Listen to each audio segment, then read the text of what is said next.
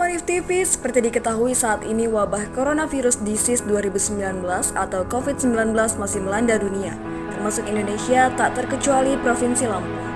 Semua sendi kehidupan terdampak, khususnya di sektor ekonomi yang sangat dirasakan oleh masyarakat luas. Presiden Joko Widodo lalu bereaksi dengan mengeluarkan instruksi Presiden nomor 4 tahun 2020 tentang revokasi anggaran, realokasi anggaran, serta pengadaan barang dan jasa dalam rangka percepatan penanganan COVID-19. Inti dari Inpres ini adalah menginstruksikan kepada seluruh pemerintah daerah se-Indonesia yang sebelumnya telah menetapkan APBD tahun 2020 agar diubah dengan mengalokasikan pos anggaran baru untuk penanganan pandemi COVID-19. Dan untuk mengetahui apa saja yang telah dilakukan oleh Pemda-Pemda di Lampung menyikapi Inpres tersebut, Monif TV berkesempatan berdialog langsung dengan pejabat terkait mengenai realokasi dan revokasi anggaran dalam APBD 2020 untuk penanganan pandemi COVID-19 di wilayahnya masing-masing.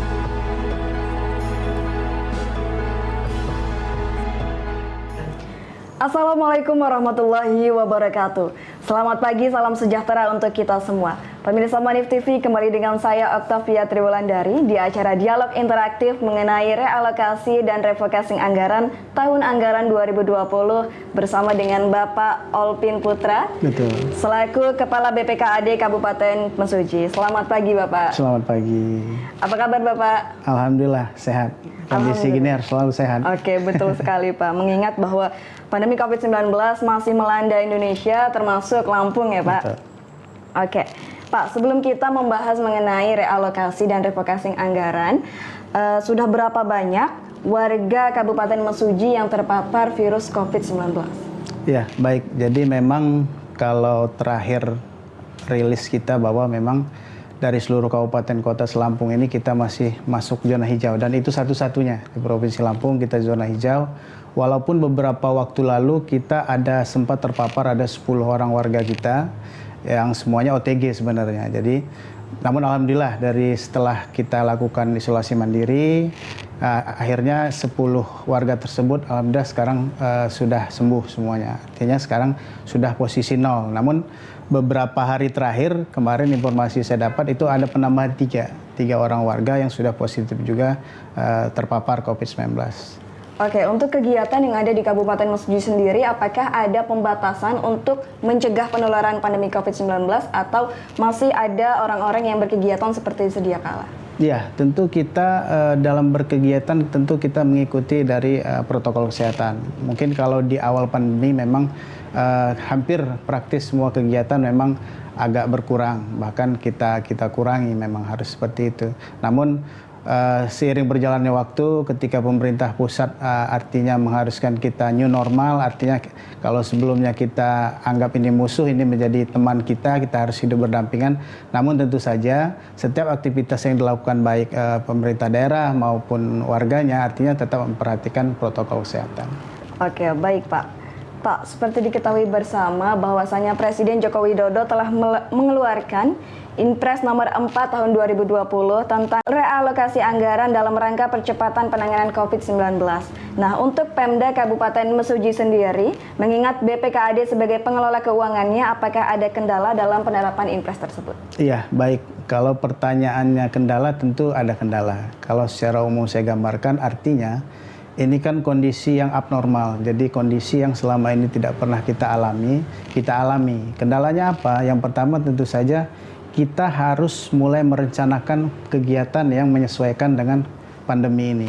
Artinya kegiatan-kegiatan yang tahun sebelumnya sudah kita rencanakan, terpaksa kita tunda nih, atau kita sesuaikan dengan kondisi yang saat ini. Mungkin secara garis besar terkait kendalanya seperti itu. Namun kita selaku pemerintah daerah tentu mengikuti aturan yang ada. Artinya ketika pemerintah pusat sudah merilis regulasi terkait penyesuaian anggaran terhadap pandemi ini, artinya itu yang kita ikuti.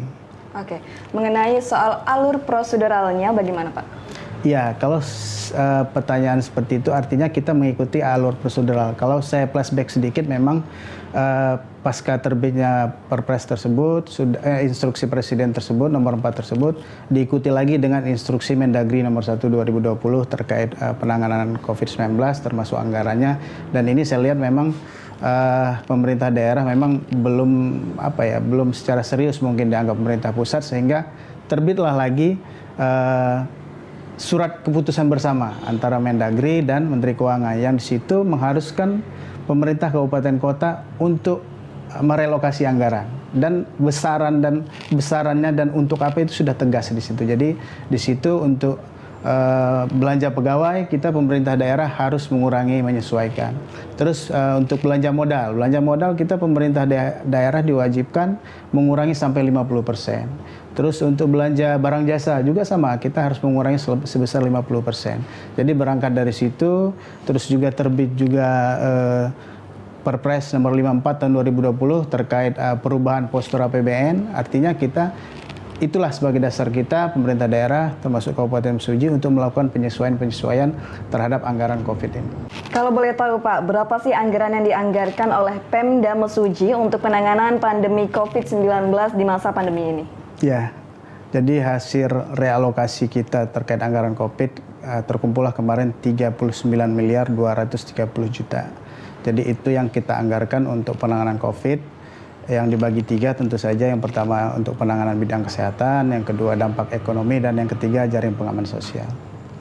Oke, melihat anggaran sebesar itu, apakah sudah tersalurkan kepada warga Kabupaten Mesuji atau belum Pak?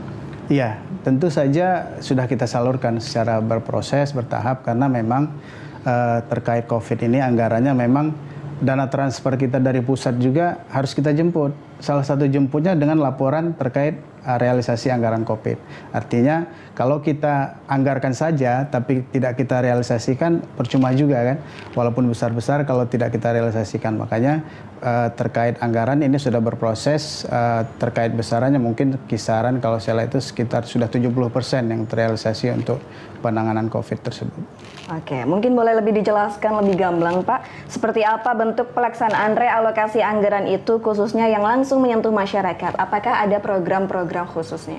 Ya, tentu saja. Jadi kita merealokasi anggaran untuk COVID ini tadi sudah jelaskan bahwa kita bagi 3 sesuai dengan ketentuan. Yang pertama, penanganan bidang kesehatan. Jadi penanganan bidang kesehatan ini berbagai hal, mulai dari kita pengadaan peralatan di rumah sakit, obat-obatan, termasuk insentif juga untuk para tenaga medis untuk menangani ini. Terus yang berikutnya terkait dampak ekonomi, sama, artinya kita anggarkan untuk bantuan terhadap IKM, UKM, termasuk kepada warga yang terkena dampak, kita bagikan juga paket sembako. Hal ini tentu saja untuk mengurangi beban mereka.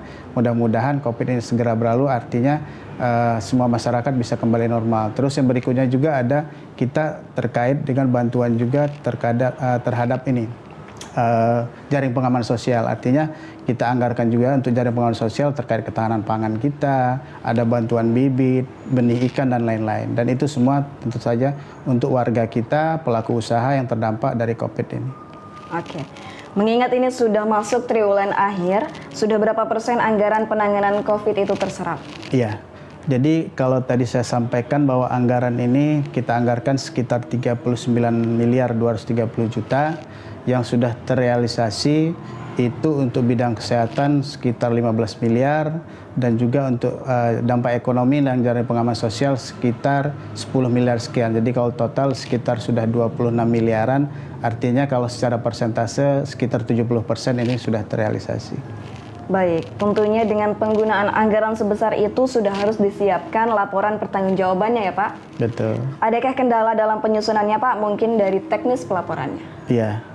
Kalau kendala sih hampir relatif tidak ada ya, karena memang kita ketika merealokasi ini mulai dari perencanaan penganggaran, kita melibatkan APH, baik itu kejaksaan, kepolisian, sudah itu juga BPKP, artinya mulai dari proses perencanaan penganggaran sampai pelaksanaan kita libatkan semua stakeholder terkait. Dan jangan lupa bahwa memang terkait realokasi ini, waktu itu sudah terbit KMK, Keputusan Menteri Keuangan terkait penundaan DAU untuk daerah yang tidak merealokasi atau terlambat merealokasi anggaran untuk COVID. Dan kalau bicara Lampung, dari 15 kabupaten kota, hanya ada 6 waktu itu berdasarkan keputusan Kementerian Keuangan yang berhasil sukses merefocusing anggaran untuk COVID, salah satunya Kabupaten Mesuji. Dan yang kedua, artinya kita juga dapat dana insentif tambahan, dana insentif tambahan terkait realokasi COVID tersebut. Terakhir Pak, bagaimana kesiapan Pemda Mesuji untuk penanganan pandemi COVID-19 di tahun depan? Apakah ada strategi khusus mungkin dengan penambahan anggaran maupun program-program untuk warga Mesuji sendiri? Ya, baik. Jadi memang ketika kita bicara rencana anggaran tahun depan 2021, tentu kita ada pedomannya. Salah satunya tentu Permendagri 64 tahun 2020 tentang pedoman penyusunan APBD 2021, dan juga kita melihat RKP pemerintah pusat dan juga pemerintah provinsi. Artinya ini harus selaras. Artinya memang fokus untuk 2021 itu yang pertama tentu saja penanganan bidang ekonomi dan juga kesehatan. Jadi dua itu memang fokus juga untuk tahun depan, karena kita tidak tahu ini pandemi ini akan berakhir sampai kapan. Artinya untuk 2021 kami pemerintah Kabupaten Mesuji melalui regulasi yang ada kita ikuti semua. Artinya fokus kita untuk bidang kesehatan dan juga penanganan dampak ekonomi. Selain itu tentu saja kegiatan-kegiatan rutin terkait pembangunan juga di Kabupaten Mesuji, karena harus tetap berjalan walaupun dengan kondisi seperti ini. Saya pikir itu. Oke, baik Pak. Mungkin ada himbauan untuk masyarakat Kabupaten Mesuji untuk mempertahankan zona hijau di Kabupaten Mesuji sendiri, khususnya di Provinsi Lampung. Ya, baik. Jadi memang seperti saya sampaikan sebelumnya bahwa sampai saat ini di Kabupaten Mesuji masih zona hijau. Artinya ini satu-satunya di Provinsi Lampung, kabupaten kota yang zona hijau. Kita boleh berbangga diri, kita boleh bangga terkait ini, tapi jangan lupa, artinya COVID ini kita tidak tahu berakhirnya kapan. Jadi himbauan saya, himbauan kita semua tentu saja sama, artinya kita tetap beraktivitas seperti biasa, namun tetap memperhatikan protokol kesehatan. Dan jangan lupa bahwa pemerintah Kabupaten Mesuji melalui Satgas COVID-nya akan terus berusaha untuk dapat mempertahankan zona hijau tersebut. Saya kira itu. Baik, terima kasih Bapak Olpin Putra selaku Kepala BPKAD Kabupaten Mesuji atas waktu dan informasinya. Semoga rencana dan program-program yang tengah akan dijalankan oleh Pemda Mesuji semua bisa terlaksana dengan baik. Amin ya rabbal alamin.